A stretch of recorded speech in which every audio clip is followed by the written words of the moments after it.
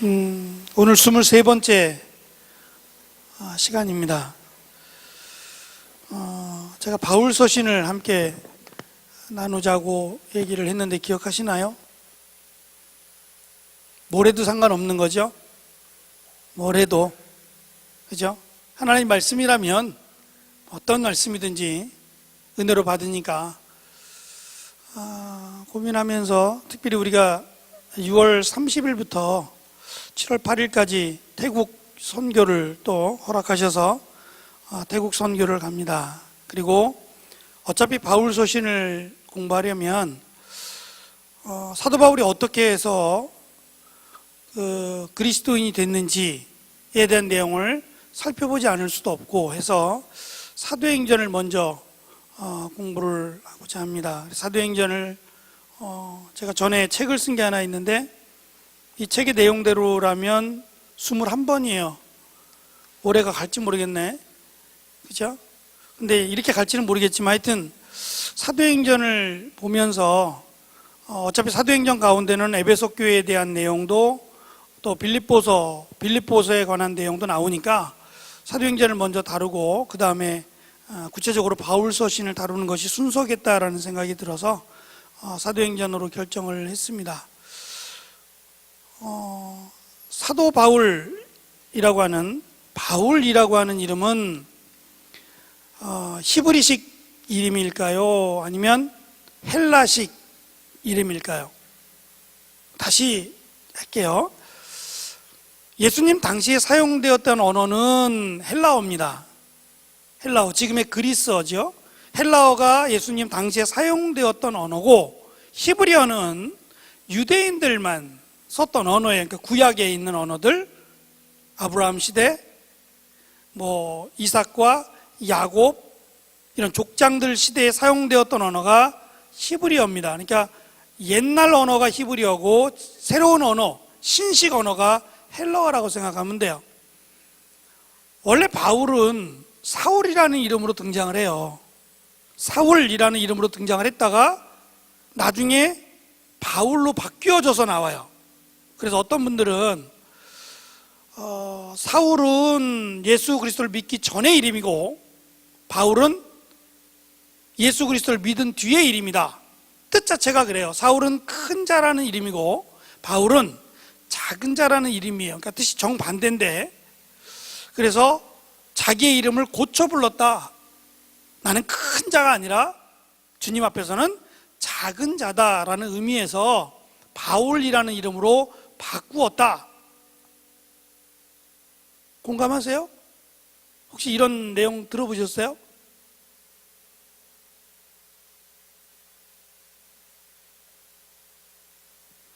제가 여기서 강의하는 내용이 늘 새롭고 또 새로우니 감사합니다. 감사해요. 왜냐하면 잘못 알고 있는 것보다는 차라리 모르는 게 낫기 때문에 그래요. 또 한 가지는 시대가 성경을 알아가기에 열심을 내지 않는다. 이단들을 빼고 이단들은 정말 열심히 성경 공부해요. 근데 왜 그것이 잘못된 것인 줄 모를까요?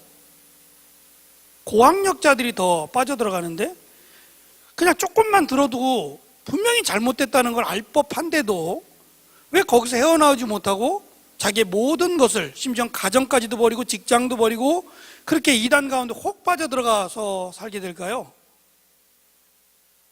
이게 무서운 점이에요. 믿으니까. 예? 이성을 놔버리는 거예요. 그냥 이성적인 판단을 아예 놓고 무조건 믿어버리는 거예요. 어떠한 말을 해도 믿는 겁니다. 이게 정말 무서운 거죠. 우리는 그런 믿음은 없어요. 그죠? 그런 믿음 있으면 학교도 안 가고 직장도 안 가고 가정도 내팽개치고 온전히 그냥 교회 와서 살고 말씀 붙들고 나가서 전도하고 막 이렇게 살아야 되거든요. 근데 우리는 그렇게 살지 않으니까 우리에게는 아직 이성이 있는 거예요. 나쁜 의미가 아니고 좋은 의미에서 말입니다. 사울 스스로가 자기의 이름을 바꿔요. 자기의 이름을, 그 이유는 처음에 제가 얘기한 것처럼 사울이라는 이름은 히브리식 이름인데 크다, 큰 자라고 하는 자부심을 가질 만하죠. 이건 자기가 지은 이름이 아니라 부모님이 지어준 이름이에요. 크게 되라고. 그리고 이름대로 지금 사울은 성장하고 있고 아마 큰 자가 될 겁니다. 근데 예수 그리스도를 믿고 나서는 자기의 모든 것들, 지금까지 자기가 귀하다고 여겨왔던 모든 것들을 배설물로 여길 만큼 정말 무의미할 뿐 아니라 오히려 해가 된다는 걸 알게 되고 자기의 이름을 사울이라고 고쳐 불렀다는 거죠. 이것도 설득력은 있어요. 설득력은 있습니다. 뭐 딱 틀렸다고 말할 수는 없는데, 이것보다 더 정확한 답을 내놓는다면, 처음에 제가 얘기했듯이 바울이라고 하는 이름은 헬라식 이름이고 사울이라고 하는 이름은 히브리식 이름이에요. 이게 어떠한 차이가 있느냐 하면 발음의 차이가 있어요. 그러니까 당시 헬라 문화 가운데 살고 있는 사람들은 사울이라고 하는 발음이 잘 안 돼요. 사울이라고 하는 발음이, 우리는 한글은 니은 발음, 리을 발음, 미음 발음, 이런 자음들이 많아요. 외국 사람들에게 What's your name? 이라고 물어보면 형민이가 형민박이라고 얘기하면 못 알아들어요. 그리고 얼추 따라 부르려고 노력을 해요. 근데 형민박, 우리가 들으면 웃을 만큼 밑에 발음들이, 자음 발음들이 그들은 안 나와요. 근데 우리는 이게 되게 편해요. 입에 딱딱 붙잖아요. 박형민, 딱딱 붙죠. 기억도 잘 되고. 근데 요즘은 이제 외국 나가는 친구들이 많다 보니까 이런 니은 받침, 미음, 리을 이런 받침들을 안 쓰고 그냥 외국식 이름으로 쓰는 친구들도 많아요. 소피아, 진짜 이름도 이렇게 짓기도 하고, 이런 이름들은 어디 나가서든지, 외국에 나가서도 금방 그들이 쉽게 받아들일 수가 있어요. 히브리식 이름이라고 하는 사울이라고 하는 이름은 당시 헬라 문화 가운데 살고 있던 사람들한테는 어려워요. 자꾸 물어봐야 돼요. 뭐라고? 이름이 뭐라고? 자꾸 물어봐야 돼요. 그러니까 이게 오히려 이름 자체도 걸림돌이 돼요. 그래서 헬라식 이름으로, 부르기 편한 이름으로, 근데 그 뜻이 자기가 갖고 있던 뜻과 정반대인 뜻을 담고 있는 바울이라고 하는 이름으로 바꾼 거예요. 다시 말하면 복음 때문에, 복음을 전하고자 하는 목적 때문에 이름까지도 바울은 바꾸는 거예요. 만약에 부모님이 이걸 알았다면 노발대발할 거예요. 어떻게 지어진 이름인데 이 이름들을 내가 형편없다, 내가 얼마나 초라한지 알아? 라는 말로 바꿔 불렀으니 기분 나쁘죠. 화가 날 법합니다. 그럼에도 불구하고 바울은 말 그대로 복음에 목숨을 걸었어요. 이름뿐만이 아니죠. 내 모든 것들, 명예에 지금까지 쌓아왔던 모든 것들을 다 배설물과 같이 버리겠다고 얘기를 해요. 그래서 우리는 사도행전 1장부터 12장까지의 내용은 주로 베드로와 관련된 내용들이 등장을 하고, 13장부터 마지막 28장까지는 사도 바울에 관한 내용으로 바뀌어요. 그러니까 어떤 인물이 바뀌었다는 의미가 아니라 이제는 예루살렘 유대인들을 중심한 사역에서 이방인의 사도로 불렀던 바울을 통해서 땅 끝까지 이르러 라고 말씀하셨던 이 땅 끝이 로마입니다. 당시에는. 그래서 사도행전 맨 마지막이 로마로 끝나요. 예전에 김종철 집사님이 찍은 영화가 있었어요.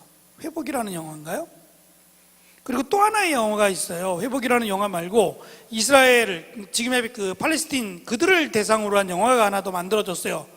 그 영화 가운데서 이스라엘 백성들은 지금도 이스라엘 백성들은 맨 마지막 땅끝이라고 하는 것을 이스라엘로 봐요. 아마 보신 분들 계실 거예요. 그래서 맨 마지막 땅끝을, 처음 출발을 이스라엘로 했다면, 예루살렘으로 했다면 맨 마지막 끝도 예루살렘으로 생각해요. 그래서 자기들에게까지 복음이 들어와서 이제 자기들이 예수를 믿으면 끝난다, 이제는 진짜 종말이다, 이렇게 여겨요. 자기들 생각이고. 이건 자기들 생각이고 성경은 그렇지 않습니다. 성경에서 말하는 사도행전에서의 땅끝은 로마입니다.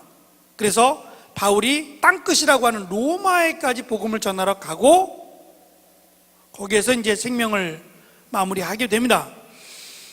마태복음상에서의 땅끝은 조금 제가 다르다고 그랬어요. 기억나시는 분 있을지 모르지만 마태복음에서의 땅끝은 지형적 의미보다는 사회적인 의미에서의 땅끝을 찾아요.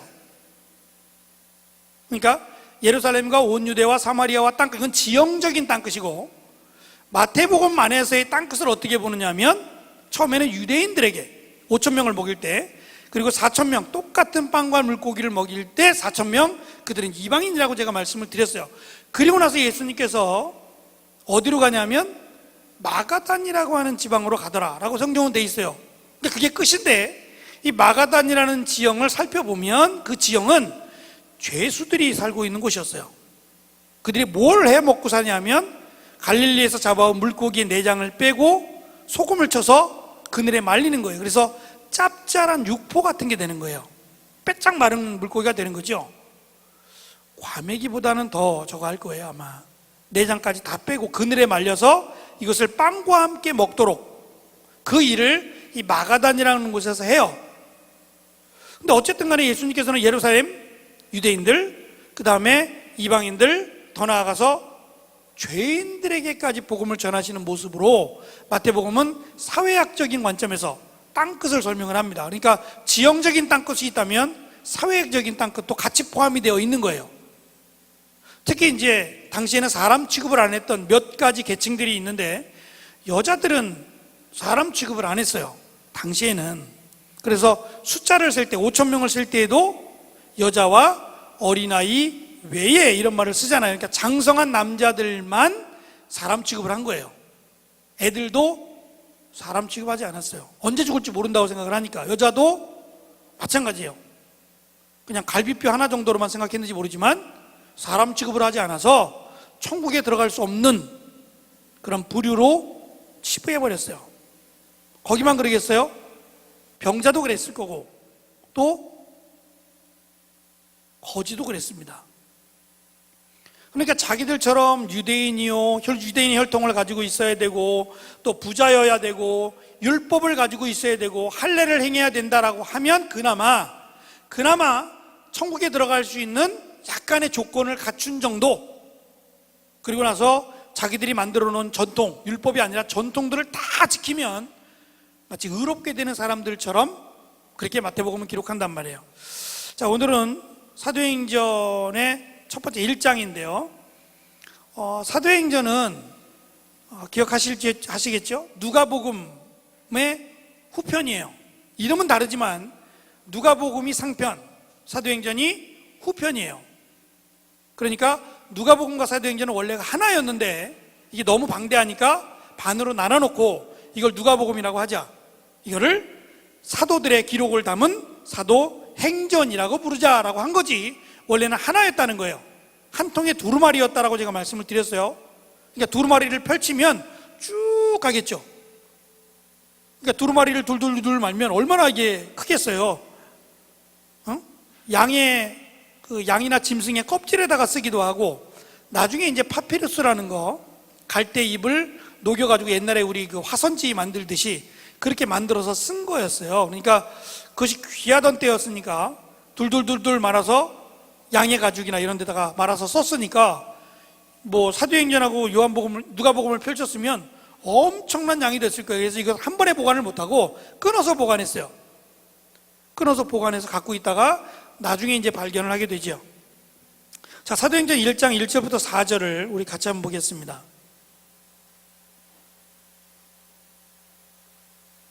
같이 읽을게요. 사도행전 1장 1절부터 4절까지입니다. 좀 천천히 읽습니다. 시작.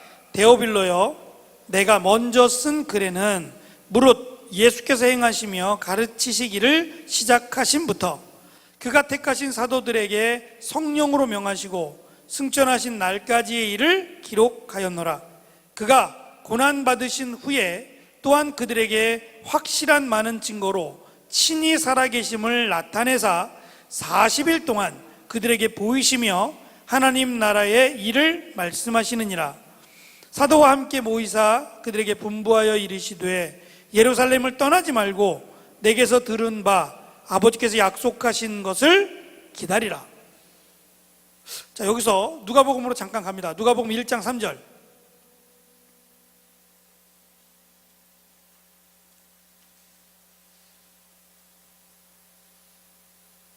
누가복음 1장 3절 같이 읽을까요? 시작. 그 모든 일을 근원부터 자세히 미루어 살핀 나도 데오빌로 각하에게 차례대로 써 보내는 것이 좋은 줄 알았노니. 왜 읽었는지 아시겠어요? 누가복음 1장 3절을 왜 읽었어요? 사도행전 1장 1절에서 누구에게 편지를 써요? 데오빌로라고 돼 있고, 누가복음도 1장 3절에서 데오빌로 각하에게 편지를 쓴다고 돼 있죠. 여기는 지금 각하라고 표현돼 있으니까 우리가 각하라 그러면 보통 높은 사람들, 대통령 이런 사람들을 각하라고 부르니까 그냥 그런가 보다라고 쉽게 넘어갈지 모르겠지만, 데오라는 게 무슨 뜻인지 알아요?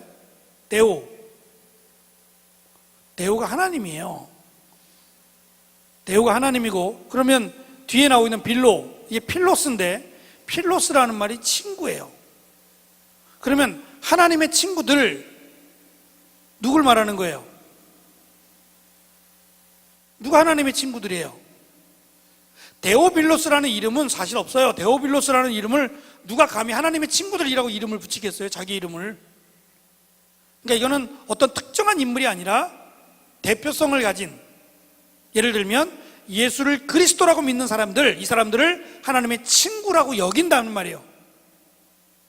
그래서 이 사람들에게 편지를 쓴다라고 해서 누가복음을 시작했고, 사도행전도 지금 누구에게 편지를 쓰겠다라고 하는 거냐면 하나님의 친구들. 그러면 누가복음에서는 사실 하나님의 친구들이라고 말하기가 조금 애매해요. 그렇게 표현은 했지만 왜 애매하냐면, 하나님의 친구들이라고 하면 아까 말씀드린 대로 예수를 그리스도라고 믿는 사람들이 하나님의 친구예요. 근데 누가복음 끝까지도, 누가복음 맨 마지막까지도 예수님을 위해서 목숨을 거는 사람들이 나타나지 않아요. 나타나지 않고 오히려 예수님이 십자가에 달려 죽으시고 나서 포기하고 자기 고향으로 돌아가는 엠마오 마을로 가는 두 사람의 이야기로 마무리한단 말이에요. 이 사람들이 무슨 하나님의 친구들이에요? 그렇게 보이지 않아요. 그렇게 쓰긴 쓰지만 이 사람들이 누가복음까지 해보면 하나님의 친구들이라고 말하기에는 좀 합당해 보이지 않아요. 왜 이런 현상이 나오냐면, 지금 우리는 이 누가복음의 내용을 눈으로 보고 마치 생중계하듯이 쓰고 있는 게 아니에요. 사건이 다 끝났어요. 사건이 다 끝나고 예수님께서 죽으시고 부활하시고 40일 동안 나타나셨어요. 그리고 나서 승천하신 뒤에 성령이 임하시죠. 성령이 임하시고 난 뒤에 사도행전의 내용이 기록되는데, 그 사도행전이 다 끝난 뒤에, 다시 말하면 예수님께서 승천하시고 난 뒤 최소한 30년이 지난 후에 누가복음을 쓰고 있는 거예요. 그러면 쓸 때는 기억하면서 쓰는 거죠. 이미 30년 지나갔던 이야기지만 이미 지나갔던 내용들을 정리해서 꼭 쓰고자 하는 내용, 어떠한 내용이든지 간에 이 내용을 써야겠다라고 하는 그 성령의 감동을 받아서 지금 누가복음을 기록하고 있는 거예요. 그러니까 누가복음을 기록할 때에는 이미 누가복음상에 기록된 많은 형편없는 제자들의 모습이 아니라 그 뒤에 이미 목숨을 걸고 죽은 제자들까지도 가슴에 담고 쓰고 있단 말이에요. 비록 누가복음상에서는 정말 그리스도인이라고 말할 수 없을 정도로 초라하고 별 볼 일 없는 제자들로 비춰지지만, 쓰고 있는 기록자는 그게 아니다라는 걸 알고 있는 거예요. 왜냐하면 기행문 쓰듯이 지금 눈에 보는 것 그대로 막 쓰고 있는 게 아니라 이미 다 끝난 뒤에 누구는 이미 죽어버렸고 순교를 당해버렸고, 그런 사람들의 내용까지도 지금 담고 쓰고 있는 거예요. 이랬었다라고 하며 쓰고 있고, 그 다음에 이제 본격적인 내용이 사도행전이 되는 거예요. 그러니까 그러면 누가복음은 별 볼 일 없으니까 그냥 빼버리고 제자들이 성령을 받고 난 뒤에 변화된 모습만 쓰지. 베드로가 3번씩 부인하고 나를 오른쪽 편에 왼쪽 편에 놔달라는 둥, 제자들이 갈팡질팡해서 귀신 들린 어린아이 하나 못 고치고, 이런 모습들은 아예 빼버리는 게 낫지 않겠어요? 목적이 그게 아니단 말이에요. 제자들의 어떤 대단한 모습들을 보여주고자 성경은 기록하는 게 아니에요. 성경의 기록 목적은 우리가 베드로처럼, 우리가 바울처럼 되라, 그런 의미가 아니에요. 과거에는, 과거 한 7, 80년대 될 거예요. 7, 80년대에는 인물 설교를 많이 했어요. 베드로, 안드레, 야고보, 이런 인물적인 설교들을 굉장히 많이 해왔어요. 아브라함, 다윗, 수도 없이 많이 들었을 거예요. 인물 설교를 많이 했는데 아마 근래에 들어서 인물 설교 별로 못 들어봤을 거예요. 저는 인물 설교를 한 번도 한 적이 없어요. 그것 때문에 더 기분 나쁠지도 모르겠어요. 인물 설교 좀 해주시지, 아브라함 같이 대단한 사람 얘기도 좀 해주시고, 그렇게 불평할지 모르겠지만 인물 설교는, 인물 대단한 건 맞아요. 인물이 대단하고 훌륭하고 우리가 본받아야 될 점이 있는 것도 맞아요. 그러나 그도 역시 우리와 똑같은 인간의 욕망을 가진 사람들이었어요. 더 대단한 건 맞아요. 우리보다 더 훨씬 낫죠. 그래도 성경이 말하고자 하는 것은 네가 아브라함처럼 되라, 그런 의미가 아니에요. 다윗처럼 되라. 그럼 밧세바 사건은 어떻게 할 거예요? 괜찮아요? 아브라함처럼 되라. 그러면 아내를 보고, 제 아내가 아니고 누나라, 너 동생이라 그래? 누이라 그래? 동생이라 그래? 그래 놓고 아이를 못 낳는다는 이유로 여종을 취해서 아이를 낳고, 하나님께서 원하시는 방법이 아니었잖아요. 그러니까 아브라함도 다윗도 대단한 건 맞습니다만 그들에게도 아픈 상처가 있고 그들에게도 지우고 싶은 과거의 흔적들이 있단 말이에요. 그러니까 문제는 그것들을 통해서 하나님이 무엇을 말씀하고자 하느냐는 거예요. 아브라함을 통해서 우리에게 가르치고자 하는 게 뭐예요? 하나님은 그럼에도 불구하고 용서하시는 거 아니에요? 버림을 받아도 마땅함에도 하나님은 버리지 않고 여전히 기회를 주시고 용서하신다. 그래서 성경은 히스토리라 그러잖아요. 그의 스토리, 그가 누구냐면 하나님이에요. 성경은 하나님의 역사책이지 아브라함의 역사책이 아니에요. 그럼 아브라함이 신약 구약 할 것 없이 계속 나와야 되는데 그거 아니잖아요. 아브라함의 기행문도 아니고 맨 마지막 내가 죽고 나서 죽을 때쯤 나에 대해서 막 쓰겠다, 아니죠. 다윗도 아니고 누구도 아닙니다. 바울도 마찬가지고요. 성경은 바울의 역사가 아니라 하나님의 역사입니다. 하나님께서 바울을 사용하셨고 아브라함을 사용하셨고 다윗을 사용하셨어요.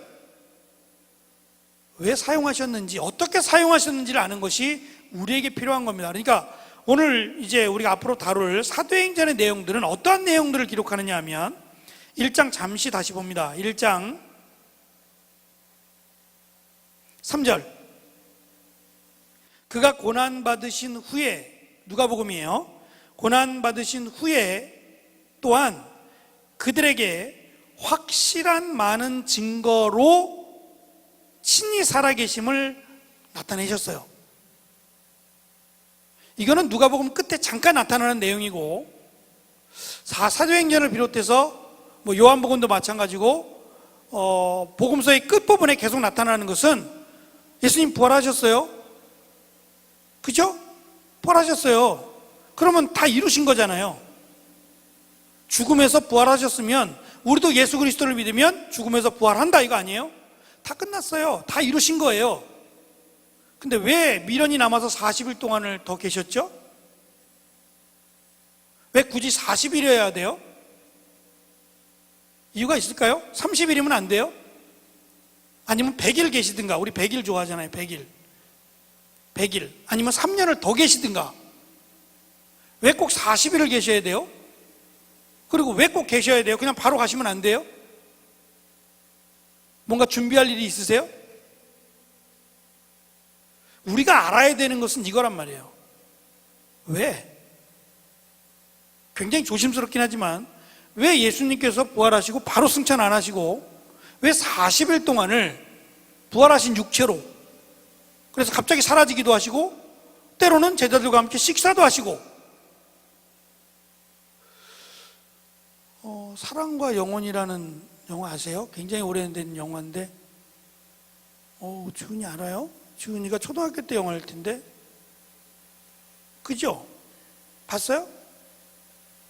본 것 같아요? 도자기 굽는 데서 그 노래가 참 감미로워서, 그죠? 몇 번을 본 것 같아. 그거 뭐 때문에 봤는지는 기억이 안 나지만 하여튼 많이 봤어요. 그러면서 이 남자 주인공이 바라는 게 뭐냐면 이 여자 주인공하고 만났으면 좋겠다는 거죠. 대화를 했으면 좋겠고, 나중에 뭐 동전 가지고 이렇게 동전을 들어 올리고 동전을 만지고. 가능한 얘기예요? 가능합니까? 가능하게끔 만들었어요. 너무 잘 만들으니까 마치 진짜 같아. 그래서 막 죽은 자의 영혼과 만날 수 있고, 대화할 수 있고, 사랑도 할 수 있고. 그러니까 우리나라도 막 도깨비 같은 영화가 막 만들어지고 그러지 않아요? 우리는 유치하게 도깨비가 뭐예요? 도깨비가 한국식 사랑과 영혼인가요? 도깨비? 어떻게 보면 참 우리식 표현이에요. 그죠? 도깨비가 참 촌스럽기도 하고. 말이 되는 얘기예요? 말이 안 돼요. 죽으면 끝입니다. 죽으면 끝이에요. 그런데 죽으면 끝이 아니다라는 걸 예수님이 보여주시는 거예요. 식사를 하시잖아요. 제자들이 분명히 봤어요. 식사를 하셨고, 제자들이 분명히 예수님을 만졌단 말이에요. 옆구리에 손을 넣어보라 해서 넣었고, 예수님의 창자국 난, 이 못자국 난 손도 만져보라고 해서 만져봤단 말이에요. 그리고 심지어는 예수님하고 같이 앉아서 이야기도 나누고, 이게 가능해지냔 말이에요. 예? 이게 우리가 앞으로 하나님의 나라에서 겪게 될 내용을 미리 보여주신다는 거예요. 그래서 예수님께서 40일이라는 기간 동안 일부러 한 사람이라도 더, 예수님의 복음을 들었던 사람들 한 사람이라도 더 그들에게 어떤 것이 천국에서의 삶인지, 어떻게 되는지에 대해서 보여주시고자 예수님이 직접 나타내 보이셨다는 거예요. 그리고 이것을 그냥 보이시는 것이 아니라 수많은 증거들로. 그래서 그 뒤에 보면 3절 뒤에 우리가 읽었던 나타내사라고 하는 그 다음 절을 보면 보이시고 그 뒤에 말씀하셨다는 거예요. 그냥 보여주고 사라지는 게 아니라 보여주고 설명해 주시고 가르쳐 주셨다는 거예요. 그거를 40일 동안이나 하셨다는 거예요. 그럼 왜 40일을 하셨느냐? 이제 그거는 조금 이따가 말씀을 드릴게요. 어쨌든 예수님께서 부활하셨다, 죽으셨다, 이것이 성경의 마지막이 아니에요. 죽기 위해서 오신 건 맞아요. 죽기 위해서 오신 건 맞아요. 그러나 죽음이 마지막이 될 수 없어요. 그럼 우리에게는 소망이 없는 거예요. 우리의 죄를 대속했다라는 얘기는 우리의 죄를 대신하여 죽으셨다로 끝나는 문제가 아니라, 우리의 죄를 대신하여 죽으셨으니까 우리는 구원을 받는다가 돼야 돼요. 그래서 우리가 구원을 받게 되려면 부활하셔야 되는 거예요. 죽음 가운데서 부활하셔야, 예수 그리스도를 믿으면 우리의 죄가 사함을 받고 우리도 죽은 자 가운데서 부활한다, 이렇게 가르쳐 주셨던 거예요. 그래서 그 가르치심을 직접 보여주시는 거예요. 내가 진짜 부활했다라는 것을. 4절을 보시면 사도들과 함께 모여서 그들에게 분부하여 이르시기를, 아직은 예루살렘을 떠나지 말고, 요 얘기는 누가복음 24장 끝에하고 똑같아요. 예루살렘을 떠나지 말고 내게서 들은 바 아버지께서 약속하신 것을 기다리라. 이 내용이 누가복음 끝의 내용이에요. 그러면 아버지께서 약속하신 게 뭘까요? 뭐 때문에 기다리라 그러는 거예요? 언제 줄지 몰라요. 언제 줄지 모르지만 그것을 받을 때까지는 떠나지 말고 기다리라는 거예요. 이것을 받아야만 돼요. 받아야만 된다, 그렇게 말씀하시고 떠나지 말라. 예루살렘을 떠나지 말고 이것을 받을 때까지 기다리라. 그것이 아버지 약속하신 것이라고 얘기했는데, 일단 사도행전 2장 23절로 가죠. 사도행전 2장 23절 읽어봅니다. 시작. 그가 하나님께서 정하신 뜻과 미리 아신 대로 내어준 바 되었거늘 너희가 이거 아닌데?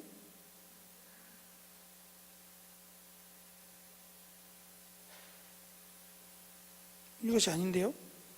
제가 잘못 적어왔나요?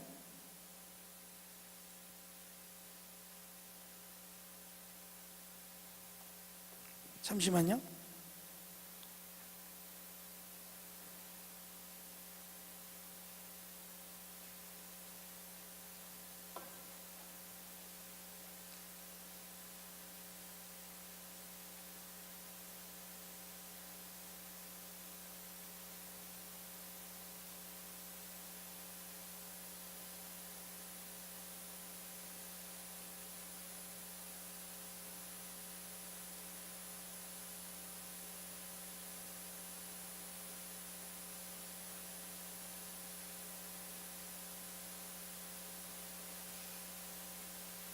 어, 2장 33절이에요. 23절이 아니라 33절. 미안합니다. 다시 읽죠. 시작. 하나님이 오른손으로 예수를 높이심에 그가 약속하신 성령을 아버지께서 받아서 너희가 보고 듣는 이것을 부어 주셨느니라. 그러면 아버지 약속하신 것을 기다리라 그랬을 때 그 기다리는 거 내용이 뭐냐면 성령이에요. 그러니까 아직까지는 누구도 성령을 받지 못했다는 거예요. 왜 성령을 받지 못했느냐 하면 성령은 하나님이세요. 하나님이세요. 그래서 제가 늘 말씀드리지만 착각하는 것 가운데 우리가 잘못 사용하는 말 가운데 조심해야 될 말 가운데 하나가 뭐냐면 예수님께서 인간의 육신을 입고 오셨잖아요. 그죠? 인간의 육신을 입고 오셨고 그리고 우리의 죄를 대신하여 죽으셨잖아요. 30년, 33년이라는 삶을 이 땅 가운데 사셨어요. 우리와 같이 자라기도 하고 어릴 적부터 자라기도 하고 배가 고프면 먹기도 해야 되고 그래서 인자라는 말을 스스로 쓰셨는데 그러면 예수님은 언제부터 하나님이냐는 거예요. 언제부터 하나님이에요? 이게 예수님 당시 초대교회 그때 잠깐 지나 우리가 속사도 시대라고도 불러요. 그러니까 사도들이 죽고 그 다음 사도들이 나오는 속사도 시대, 그러니까 불과 100년이 채 안 되는 기간 동안에 이단들이 나와요. 그 이단들의 내용 가운데 하나가 이거예요. 가장 많은 이단들이 어디서 나오는 거냐면 예수님 때문에 나와요. 성령님 때문에 이단 나오지 않고요, 하나님 때문에 이단은 안 나와요. 근데 예수님 때문에 이단이 제일 많이 나와요. 예수님은 언제부터 하나님이에요? 예수님이 하나님인 게 맞아요?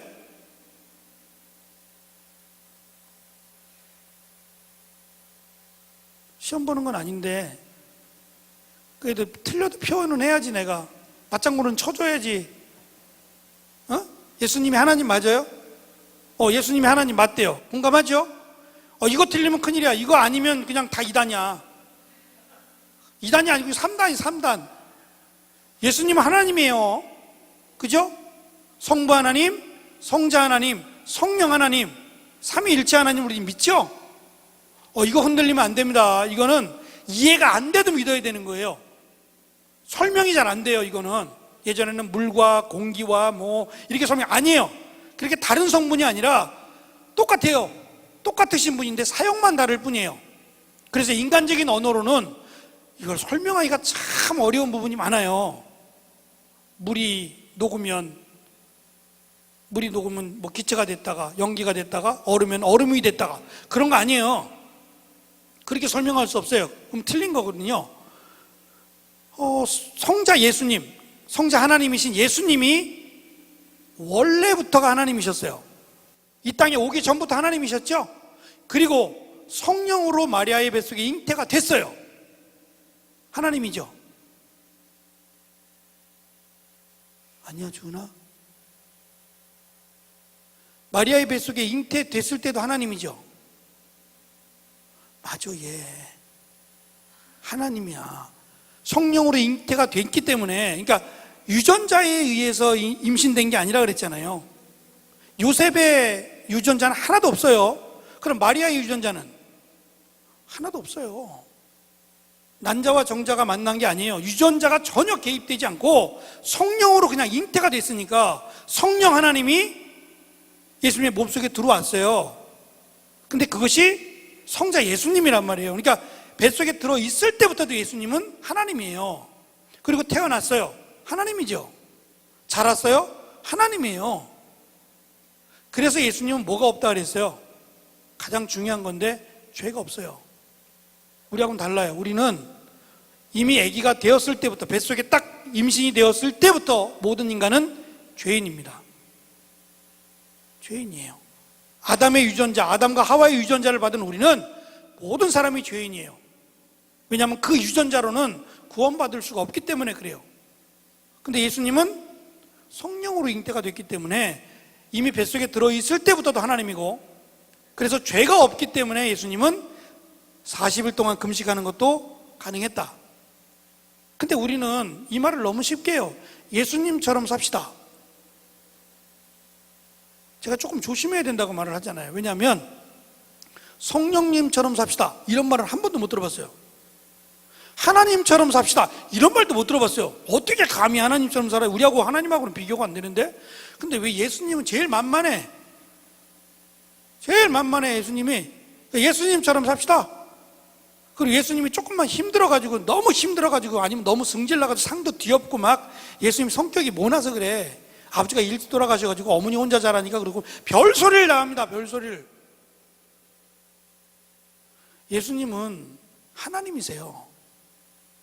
인간의 육신을 입은 이유는 우리의 죄를 대신하여 죽으시기 위해서 인간의 육신을 입은 거지, 예수님이 죄인이 아닙니다. 하나님이세요.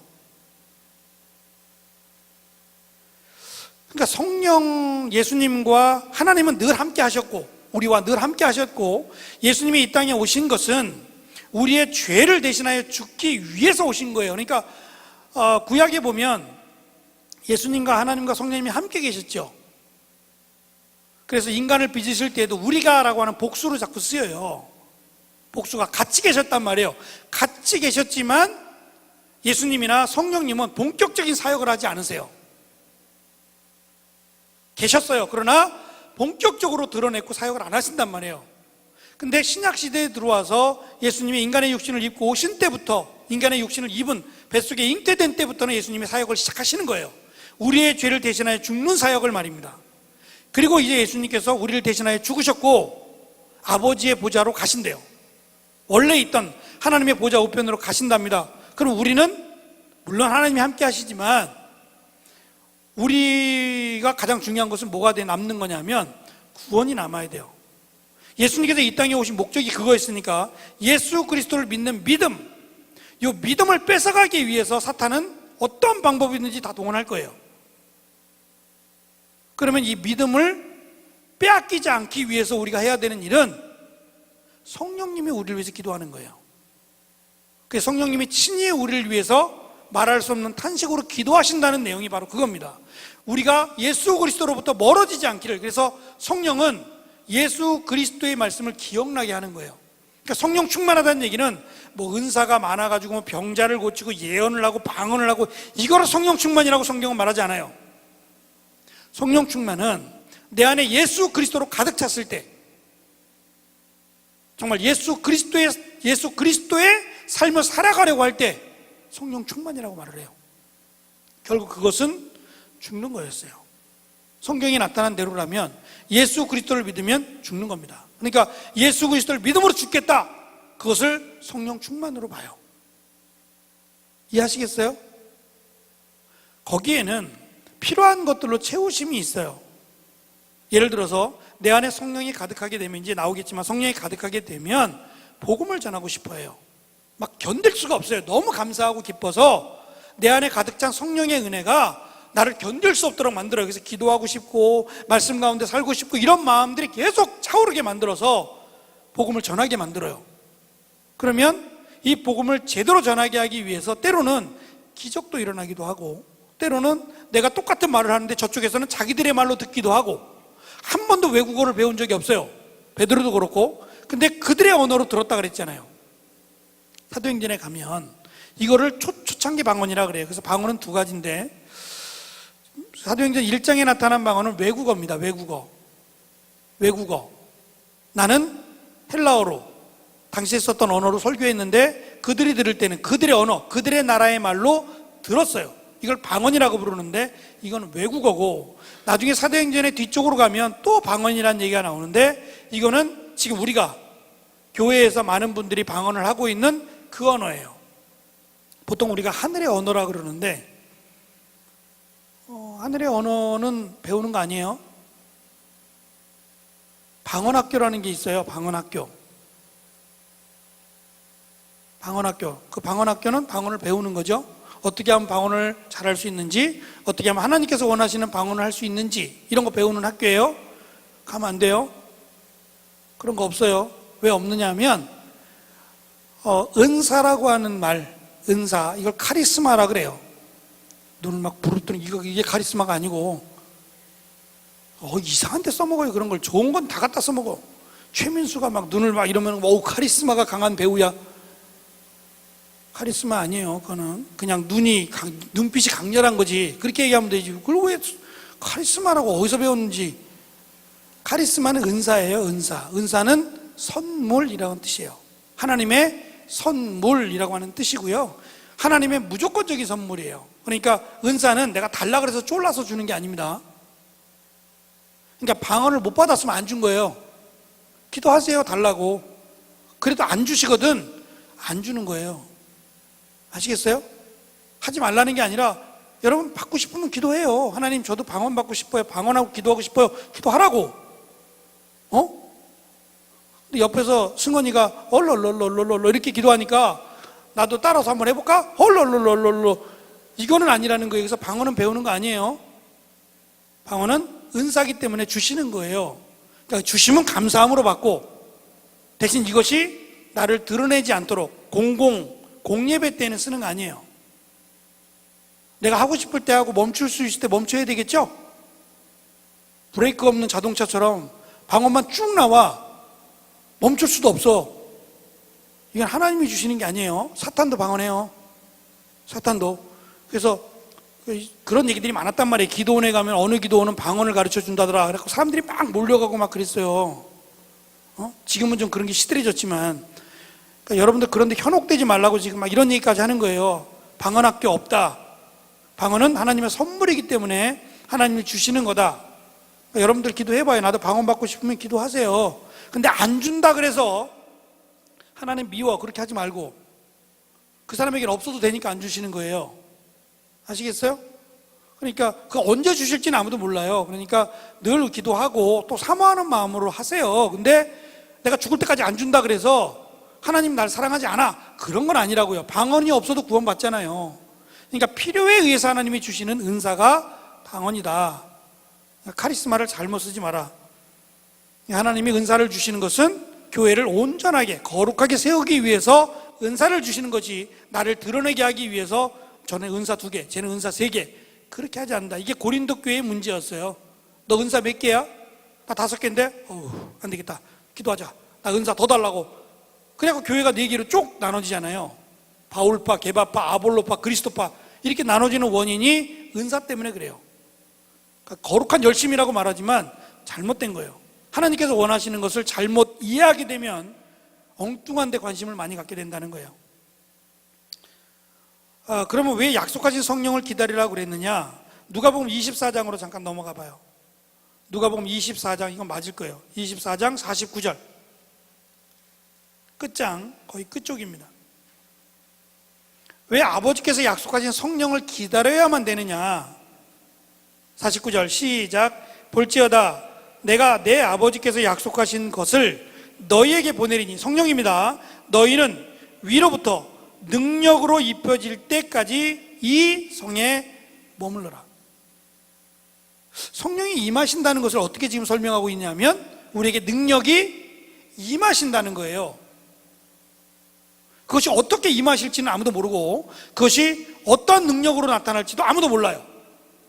우리가 얘기하는 것처럼 어떤 분들은 제가 처음 전도사 시절 처음으로 신학교 다니면서 전도사 했을 때 자그마한 교회 전도사로 갔어요.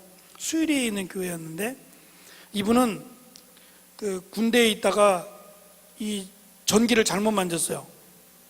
전기를 잘못 만져서 제가 알기로는 왼쪽이에요, 오른쪽이에요? 오른쪽이에요. 오른쪽에서 늘 왼손으로 악수를 하셨으니까 오른손이 어깨 축지부터가 없어요. 이 전기의 감전에 의해서 그랬던 것 같아요. 이게 자르고 여기 의족이에요. 한쪽이 의족이라고 그러면 안 되지. 의수예요. 그래서 저는 처음에 몰랐어요. 주머니에 이렇게 넣고 있으니까, 이러고 있으니까 저분은 되게 건방진 것 같아. 항상 손을 주머니에 넣고 설교해. 그렇게 생각을 한 거예요. 그리고 악수를 딱 하면 반갑다고 오른손을 주로 내밀어야 되는데 오른손을 한 번도 안 내밀고 왼손을 내미니까 더 기분 나쁘죠. 근데 나중에 알고 봤더니 이쪽은 자기 게 아닌 거죠. 근데 그분이 어디서 배웠는지 잘못 배웠어요. 그래서 우리 금요밤 철야 때 기도하는데 불 받아라 그러고 막 장풍을 쏴요. 불 받아라 숑숑숑 막 그런 느낌을 받는 거예요. 불 받아라 그러면 막 내가 사진이 있으면 한번 찍어보려고 그랬어. 이게 뭐 불이 나가나 봐. 불 받아라 막 이러는 거예요. 계속. 제가 신학생 때인데도 이건 아니다라 싶은 거예요. 그 불 받으면 죽을지 어떻게 알아? 그게 뭔 불인 줄 알고 받아요. 덥석덥석 받다가 어떤 일 생기라고. 슉슉슉슉 마음으로는 그 불 받으면 안 되겠다 싶어서 슉슉슉 피했는데, 기도원에서 이거 해요. 여러분들은 지금 기도원 가본 사람 손 들어봐. 가지마. 가지 마요. 가면 허락받고 가요. 아셨어요? 가면 허락받고 가고 웬만하면 가지 마요. 하지 마. 그게 좋은 영향을 주지 못해. 요즘은 어떨지 모르겠다. 과거에는 기도원 가서 버린 사람들이 굉장히 많아요. 그래서 기도원에 있는 뭐 다 그런 건 아니에요. 좋은 기도원도 많고, 저는 조용한 기도원을 참 좋아해요. 막 요란스럽지 않고 그냥 가서 조용히 기도하고 말씀 읽고 좀 쉬었다가 올 수 있는 기도원이 전 너무 좋아요. 너무 좋아요. 휴식도 할 수 있고 힐링이 되잖아요. 너무 좋은데 막 가면은 막 어디 가면 막 성령 춤춘다 그래요. 성령 춤. 한 사람이 일어나서 막 춤추면 따라 춰야 돼. 이게 성령 춤이래. 성경이 없어요, 이런 거. 그 이상한 걸 잘 만들어놔. 그러니까 기도원 가지 마요. 기도원 가면 이상한 거 배우게 되고 엉뚱한 데 빠져요. 안 가도 돼요. 안 가는 게 더 건강합니다, 신앙적으로. 아셨어요? 하지 마요. 새벽에 나와서 기도해. 조용한 거 좋아하면 새벽에 나와서 기도하고, 뜨거운 거 좋아하면 금요일 밤에 나와서 기도하고, 얼마든지 기도할 공간이 많아요, 우리 교회에. 예? 가는데 시간 버려, 이상한 데 빠져서 가지 마세요. 웬만하면 가지 않는 게 좋습니다. 어쨌든 불 받으라는 말을 어디서 배운지 모르지만 불 받아라, 불 받아라, 불 받아라. 이거 부흥회 때 단거리였어요. 요즘은 부흥회를 잘 안 해요, 교회에서. 우리 교회도 안 하죠? 안 해요. 왜냐하면 이건 말도 안 되는 거 가지고, 진짜 말도 안 되는 거 가지고, 그러니까 성도들이 오히려 시험 들고 막 상처받고 그러니까 요즘 거의 교회에서는 부흥회 안 합니다. 근데 불과 얼마 전, 진짜 10년 전만 해도 막 불 받으라 그랬어요. 불 받으라 그러고 막 앞에 나오라 그러고 막 기도하면서 막 이렇게 밀면 막 쓰러져야 되고 막, 난 안 쓰러지겠다고 버티고 막. 왜 쓰러져? 왜 밀어? 왜 쓰러지게? 그래놓고 막 뭐 쭉 나오라 그래가지고 막 성령 받으라 그러고 막 밀어 이렇게. 그러면 넘어질 것 같으니까 버티고 막. 나는 왜 밀어? 왜? 그냥 넘어지는 것도 아니고 막 밀어서 막 넘어뜨리려고 그러면 나는 버티고 막. 이런 말도 안 되는 진짜 코미디 같은 일들도 많습니다. 성경을 모르니까요. 성경의 내용에는 관심이 없고 눈에 보이는 것만 관심이 많아요. 누가 일어났다더라, 병이 고쳤다더라. 고쳐도 죽어요. 예? 고쳤어도 죽는다고. 그 사람 분명히 죽어요. 조금 더 사는 것 뿐이지. 대단합니다. 고치는 게 얼마나 좋아요. 그러나 그걸 하나님의 능력이라고 전부 다 말할 수는 없다는 거예요. 귀신도 고쳐요. 그러니까 우리에게 있어서 중요한 것은 고치는 게 아니라 말씀을 아는 것이 훨씬 중요한 거예요. 그게 생명이 연결되어 있고 구원과 연결되어 있기 때문입니다. 능력이 임한다 그런 것은 어떻게 능력이 임할지는 제자들이 몰랐어요. 그러니까 누가복음에서도 24장 끝날 때까지도 제자들은 기다리라 그러니까 기다린 거예요. 근데 뭘 하며 기다려야 돼요? 어떻게 기다리라는 말이 없어요. 아무리 찾아봐도 너희가 기도하면서 기다리라, 찬양하면서 기다리라, 이게 없는 거예요. 그러면 사도행전으로 넘어가서 그들이 마가의 다락방에 모였어요. 120명 정도 들어가면 꽉 찼나 봐. 다락방이니까, 개인집이니까 그렇게 넓진 않았을 거예요. 120명이 들어가면 꽉 차. 근데 이 꽉 찬 곳에서 다락방이잖아요. 창문이 이중창도 아니고 막 기도하면서 소리 지르면 되겠어요, 안 되겠어요? 지금 상황이 예수님이 잡혀 죽었어요. 그러면 이참에 예수님을 잡아 죽였던 유대인들은 누구까지 잡아 죽이려고 그래요? 제자들까지 뿌리 뽑으려고 하지 않겠어요? 그런데 기다리라 그랬어요. 성령이 오실 때까지, 너에게 약속한 것을 받을 때까지 기다리라 그랬더니 제자들이 모여서 그냥 맹숭맹숭 기다리긴 뭐 하잖아요. 그죠? 한 번도 기도 안 했던 사람들이에요. 누가복음을 내용을 봐봐요. 제자들이 기도하나? 맨날 기도할 때마다 졸고 있었잖아요. 너는 잠시도 기도할 수 없더냐? 기도 안 했단 말이에요. 근데 지금 사도행전으로 넘어가면서 120명의 숫자가 모여가지고 정말 뜨겁게 기도하더란 말이에요. 우리 잡아가세요라고 하는 거 똑같아요. 소리가 다 들릴 텐데 밖으로 목숨을 걸고 그들은 기도하고 있어요. 이것과 성령이 그들에게 임한 것과 무관하지 않아요. 약속하신 성령이 오신 겁니다. 오순절에 약속하신 성령이 오신 건 맞아요. 맞는데 그 오심이 제자들이 맹숭맹숭하게 앉아서 이야기나 하고 막 장난치고 그럴 때가 아니라 정말 뜨겁게 목숨 걸고 기도할 때라는 것도 의미가 있다는 거예요. 제자들은 기도할 수밖에 없는 게 아무런 답이 없어요. 정말 아무 얘기도 안 해주셨어요. 언제 오는지, 어떻게 오는지, 성령이 오신다는 게 어떻게 와야 오는 거예요? 하늘로부터 오는 거예요? 뭐 어떻게 땅으로부터 올라오는 거예요? 어떤 말도 아무것도 없는 거예요. 그냥 약속한 것을 기다리라고만 했지 어떻게 기다리라는 것도, 어디서 기다리라는 것도 없어요. 예루살렘이라는 것 밖에는. 근데 예루살렘에 있으면 위험하잖아요. 일단은 좀 멀리 떨어져 있다가 안정되면 돌아오라는 것도 아니고, 지금 예수님이 잡혀 죽으신 그 자리에서 기다리라 그러니 답답했을 거예요. 정말 속이 탔을 거고. 근데 그 예수님의 말씀을 기억하면서 기도하기를 시작해요. 그리고 성령이 임합니다.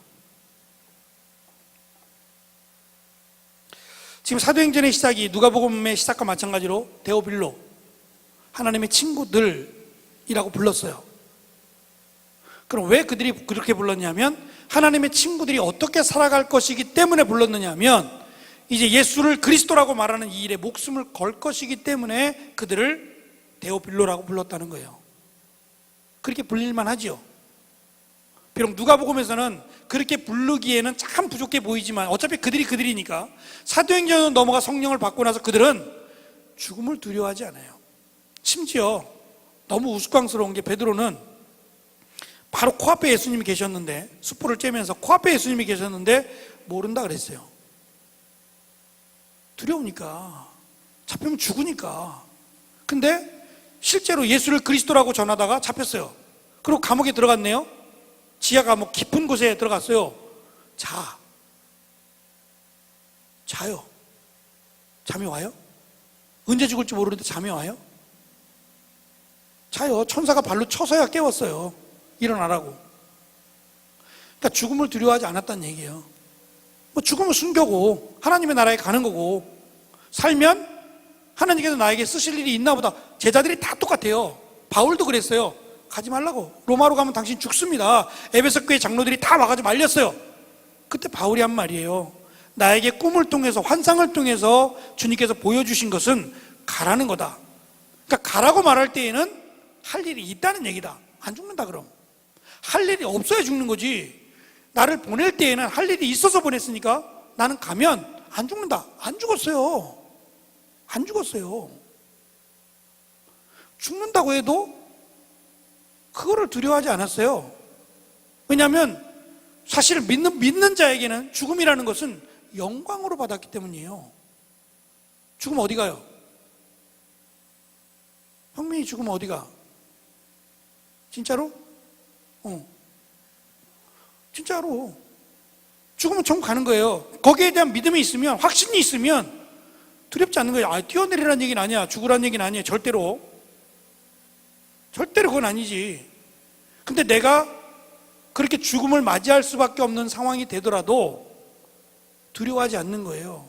그래서 초대교회, 초대교회뿐만 아니라 우리나라도 두 번에 걸쳐서 핍박이 있었어요. 한 번은 6.25로 인해서, 일제에 의해서 교회와 그리스도인들이 굉장히 많이 죽었어요.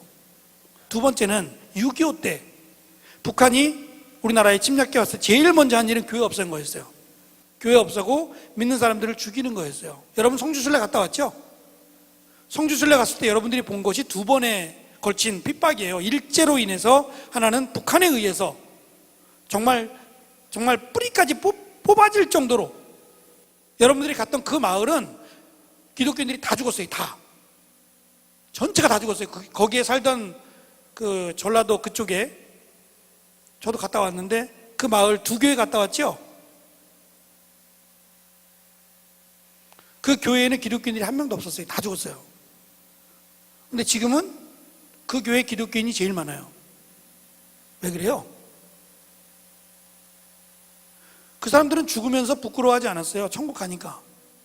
그때 불렀던 노래가 뭔지 아세요? 우리의 믿음의 조상들, 예수 그리스도를 믿는다고 해서 죽어갈 때 그들이 불렀던 노래가 있어요.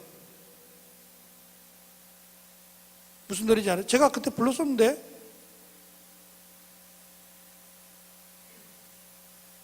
기억 안 나요?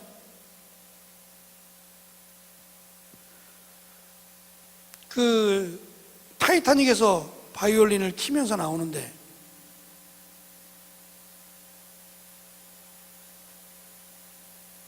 나도 갑자기 생각이 안 난다.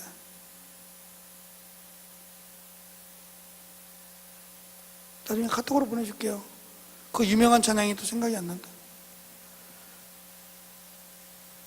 더 가까이, 이런 가사인데. 네? 아니에요.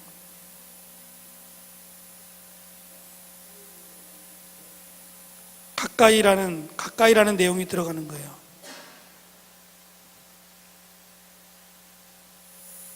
생각나면 합시다. 그래서 사도행전이라는 말 그대로 예수를 그리스도로 믿은 사람들, 그 사람들의 행적, 그 사람들의 실제적인 삶을 기록하고 있다라는 것이 사도행전이에요. 그 대표적인 주자들이 이제 베드로도 나오고 바울도 나오게 되겠죠. 사도행전은 어느 특정한 인물에 대한 말씀이 아니라 모든 사람에게 예수 그리스도를 믿을 만한 증거를 보여주기 위해서 기록했다라는 거예요. 모든 사람들이 믿을 수 있도록.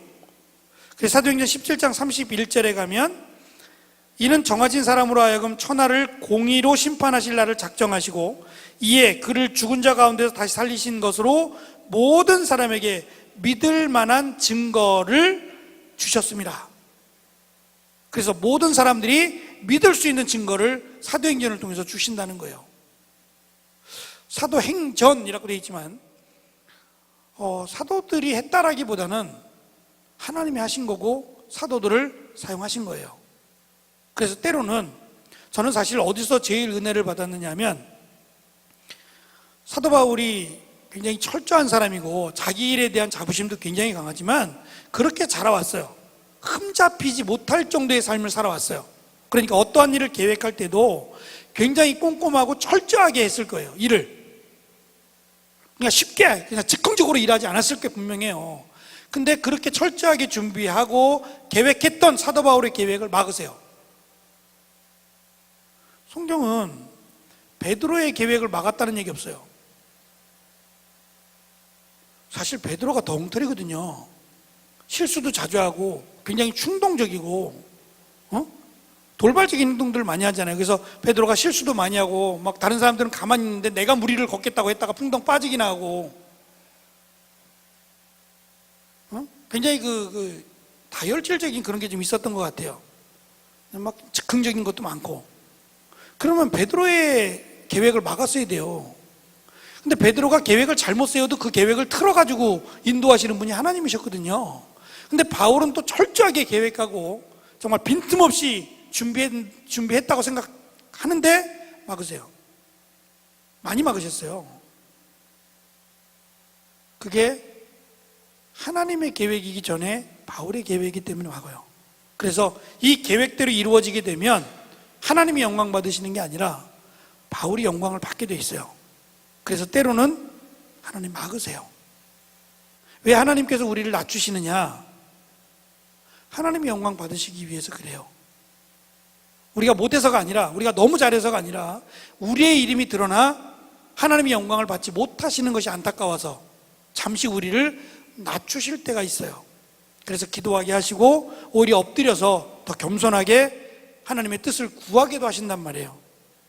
우리가 미워서가 아니라 하나님의 영광을 받으셔야 되는데 우리가 그 영광을 가로채려고 할 때 때로는 막으신단 말이에요. 40일에 대한 얘기만 하고 마무리할게요. 시간이 이렇게 됐어요. 왜 40일이냐? 예수님께서 40일 동안 시험을 받으셨어요. 근데 이 40일은 이스라엘 백성들이 40년, 유대 광야 40년을 실패한 것에 대한 회복이었어요. 그리고 예수님께서 40일 동안 더 계시고 승천하신 것은 하나님께서 모세를 불렀을 때, 출애굽기 24장에 가면 불렀을 때, 시내산에서 만났을 때 40일을 있었어요. 그러니까 예수님이 누구냐 했을 때 모세와 같은 선지자라는 것을 계속 강조했다 그랬죠. 만나도 무리를 걸어간 것도 다 모세와 같은 선지자라는 것이 메시아의 모형이었기 때문에 예수님이 누구냐? 구약에서부터 계속 예언했던 모세와 같은 선지자, 이분이 메시아다라는 것을 강조하기 위해서 만나와 메추라기 사건을 보여주는 보리빵, 물고기, 또 무리를 걷는 사건을 제가 설명을 했어요. 이 40일 동안 승천하신 40일 동안 함께 계셨던 것도 예수님께서 이스라엘 백성들에게 주셨던 하나님의 함께 하심에 대한 첫 시간이었죠. 하나님이 만나 주셨을 때 40일, 그리고 예수님께서 처음으로 시험 받았을 때 40일, 그리고 마지막 부활하신 뒤에 함께 계심에 대한 약속도 40일로 하시는 거예요. 그러니까 제가 이번 주 설교 때도 제가 말씀을 드린 것처럼 베드로가 예수님을 처음 만났을 때 그 장면과 예수님이 부활하신 뒤에 또 만났을 때 장면이 똑같다 그랬죠. 똑같은 갈릴리 호수에서 물고기를 잡지 못했고 밤새도록 그물을 던졌으나 한 마리도 잡지 못했을 때 예수님이 그물을 깊은 곳에 그물을 오른쪽에 던지라, 그래서 찢어지도록 153마리가 잡혔다. 똑같은 내용이에요. 그러니까 예수님은 변하지 않아요. 처음 만났을 때나 부활하신 뒤에나 똑같아요. 내가 너를 사람을 낚는 어부가 되게 하겠다. 예수님 변하지 않았다는 거예요. 그래서 예수님께서 똑같은 모습으로 베드로를 만나 주신 것처럼 40일 시험 당하심을 통해서 이스라엘, 그리고 우리를 회복시키신 하나님이 부활하신 뒤에 처음과 마지막 40일 동안을 더 계시면서 예수님이 누군지, 그리고 부활하신 예수님을 직접 이번에 만져보고 예수님과 대화를 나누면서 직접 이제 흔들리지 말고 부활을 소망하며 믿음을 가지고 살아가도록 오히려 40일을 더 계신 거예요. 그래서 예수님의 사역 처음에 40일, 그리고 예수님의 사역 맨 마지막 40일입니다. 이거는 사랑으로밖에는 설명할 수 없어요. 굳이 계시지 않아도 되는데 40일을 더 계셔서 우리에게 보여주시고 내가 메시아다, 내가 부활하신 예수다라는 것을 직접 제자들에게, 그래서 바울이 그 말해요. 만삭되어 나지 못한 나에게까지 보이셨다라고 말을 해요. 한 사람이라도 더, 예수님은 부활하신 자신을 한 사람에게라도 더 보이셔서 그들에게 믿음을 주시기 위해서 40일을 더 계셨다는 거예요. 40일을 시험받음으로 시작하셨고 40일을 더 부활하신 뒤에 우리와 함께 계시면서 승천하셨다는 내용입니다. 오늘은 여기까지 하겠습니다. 기도하겠습니다. 주님 감사합니다. 우리가 요한복음을 마치고 오늘부터 사도행전에 있는 내용의 말씀들을 살펴봅니다. 앞으로 사도행전의 말씀을 통해서 사도들이 걸어간 길, 또 그 길 가운데 하나님이 역사하셨던 그 믿음의 흔적들을 살펴보며 우리도 그 길을 따라가기를 원합니다. 사도행전 28장으로 끝나는 것이 아니라 계속해서 29장, 30장이 우리의 삶을 통해서 이어지고 있음을 우리의 눈으로 보여주옵소서. 이 시간도 감사드리며 예수님의 이름으로 기도합니다. 아멘. 수고하셨습니다.